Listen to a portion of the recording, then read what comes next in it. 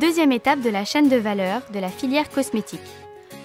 Comment obtenir et transformer les molécules utiles à partir des végétaux récoltés sous toutes leurs formes? C'est l'extraction. La grosse problématique actuelle, c'est tous les enjeux liés au développement durable et puis à l'éco-toxicité, on va dire, de ces solvants.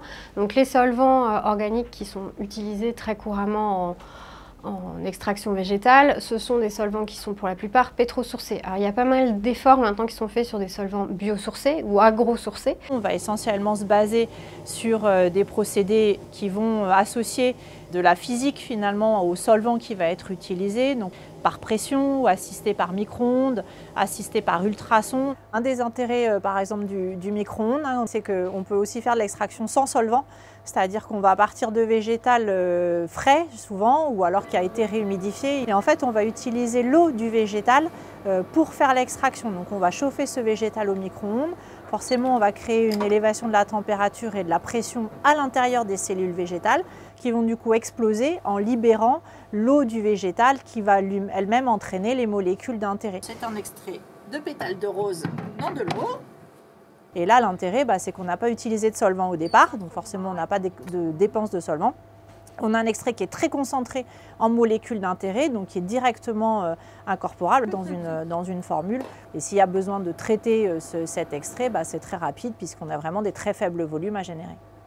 Et puis on travaille aussi sur tout ce qui est développement de procédés d'extraction avec du CO2 en phase supercritique. Donc là, on amène le CO2 dans un état un peu intermédiaire entre le liquide et le gaz, sous pression et à température contrôlée, de façon à ce qu'il puisse lui-même venir solvater et extraire les molécules d'intérêt de la plante. Mais il existe également d'autres techniques d'éco-extraction. Notre technique d'extraction, c'est une technique qui utilise les ultrasons, qui sont une des techniques les plus vertes de l'industrie, qui permet d'extraire de manière efficace tout en réduisant la consommation d'énergie. On est à peu près à 10 fois moins de consommation d'énergie par rapport au procédé classique d'extraction à chaud. Et ça permet également de préserver l'intégrité des molécules naturelles que nous extrayons. Et nous, notre touche d'originalité, c'est le fait d'allier l'extraction aux ultrasons avec l'utilisation de solvants naturels qui sont les sèves d'arbres. Les procédés mimant les fonctions du vivant ou utilisant des solvants issus des végétaux sont très prometteurs. Ce sont des solvants qui sont inspirés de la nature, c'est-à-dire on s'est un peu inspiré de ce qui existe dans la cellule végétale pour solubiliser beaucoup de métabolites.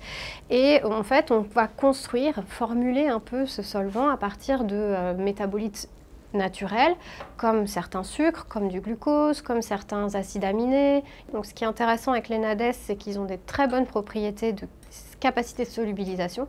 Et puis, on va avoir souvent des sélectivités très différentes d'un solvant classique. Donc, on va avoir des profils totalement inédits qu'on n'arrive pas à obtenir avec un solvant classique. De manière générale, les solvants NADES ont une meilleure biocompatibilité pour tout ce qui est application à l'humain, notamment en cosmétique. Ils sont également biodégradables. Donc, toujours dans cette recherche d'être plus respectueux de l'environnement. Les composants de ces solvants naturels leur confèrent des caractéristiques multifonctionnelles qui permettent d'optimiser la quantité d'ingrédients. Il s'avère qu'il y a un arbre qui est aussi capable de produire des NADES naturels en grande quantité, qui est le bouleau. De la sève de bouleau, on peut en trouver partout en France, qui présente tous les avantages des NADES. D'autres pistes d'innovation permettent d'envisager une optimisation encore meilleure des procédés, comme le procédé d'extraction en flux continu. Alors le concept de l'afflux continu, c'est d'extraire une substance en continu et on va voir une évolution de cette concentration en fonction du temps. Il n'y a pas de rupture, il n'y a pas de temps mort, il n'y a pas de stockage, donc on est capable de faire de la modification à façon. Le choix du solvant et le contrôle de l'extraction doivent ainsi permettre de réduire les étapes de purification. Un extrait de plante, c'est des centaines, des milliers de molécules qui sont présentes. Donc si on veut vraiment savoir les molécules que l'on incorpore dans un produit cosmétique, il va falloir caractériser les différentes molécules qui sont présentes dans l'extrait. Grâce à des recherches avancées et des techniques d'éco-extraction innovantes et responsables, ces actifs allient performance, efficacité et respect de l'homme et de l'environnement.